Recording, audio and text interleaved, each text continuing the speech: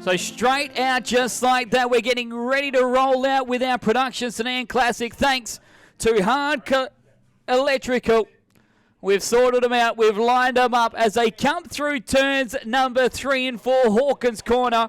What about time to again get up on your feet, show your appreciations for our Production Sedans as our Gold Cup for 2024 come at you 4 wide.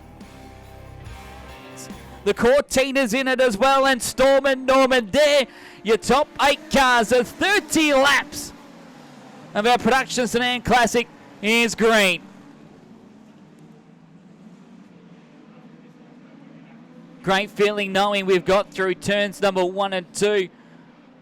All scathed away as Mendez on the inside of the racetrack may find himself into the race leader. Sayer ran very wide, and Mendez, surprisingly enough, has been able to find his way past the national champion. It's going to be a challenge on who can stay on the bottom side of the racetrack the longest, except if your name is Storm and Norman, as he goes to the outside of Rod Mazzara, who has definitely had a horrible start in this one. He's fallen well back as one car goes sideways, gets collected, and we've got cars going everywhere. Donnie Davis, Liam Burke, Rod Mazzara, Robbie Tredeman, Tyler Main's involved, so too was Jeff Munro. There's just cars scattered everywhere. And we did say this one was going to feel more of a marathon than a sprint, and that's what it's felt like even after one lap. And might be that marathon, but Nino Mendez wants to get the HL double hockey sticks out of here.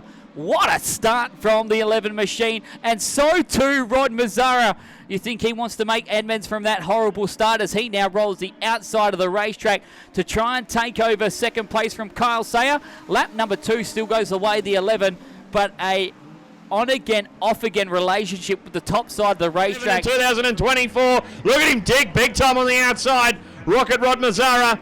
Kalina's 4 from Hayden Norman, and that little Sigma I just spoke about, the 181 of Barry Rose. But we've got 6 down and 24 to run, Morgan, and this is anyone's race at this point in time between Mendez, Sayer and Mazzara. Would you believe if I told you the quickest car on track is still that driver in the national champion number 1, and that is why he just rolled right around the outside of Nino Mendez, new race leader after 7 completed laps. It's the ODH Mechanical car number 1 of Kyle Sayer, but Mendez probably knows now this race is a long way to race up against someone like Kyle Sayer, who's called this place his own, looking for his 5th in a row. There's another driver in this field who's already got 5 of these events, and he's round the top side of the racetrack and trying to get into that runner-up position. How cool would this be, Smalley? We've got the driver who's on the drive for 5 straight wins in this event, and the man looking for his 7th, who's just rallied around the outside and up to second place. Rocket by name, Rocket by nature. They'll come around with 9 laps completed. We look at the timesheets at the moment. This time around for Kyle Sayer, he completes a 22-1. Rod Mazzara, 22-2. So right now it's still feeling much of the muchness at the lap times, and the most amount of time that the 12 sticks with the 11 machine as they continue to jostle for the second spot. That has 9.5 laps between himself and a record 5th straight Production Sedan Classic. 5 straight. We've already talked about how Rod Mazzara has been the man in the moment. Obviously, over the last couple of seasons, he's dedicated himself to the late models. But look at this battle that's going on. We've got 9 cars all within close proximity of each other. All of them are on different current laps at the moment. Shane Dublin is trying to get by Cole Bradshaw, who's a lap down. Meanwhile, Donnie Davis and Hamish McAlpine are fighting for position right behind the 79 machine. It's all crazy at the moment. But the way that these cars are going, I think Sayer would probably thinking to himself, let's just play it smart and go where everyone currently is. He goes to the bottom side of the racetrack.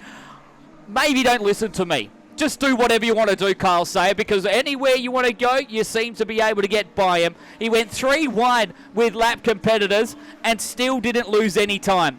This is why he's a national champion, and we have got 2 cars that have come to a stop at the same time. From 7th place, it's Hayden Norman, and 8th place, Josh Fraser. Yeah, we've also got Jeff Munro limping on the top side in turn number 2. We may get a late race stoppage. There's 5 laps remaining as they exit turn number 4. The passing flag coming out for them as our leader heads past the start-finish line. He's only got 5 laps between himself and a 5th Production Sedan Classic victory.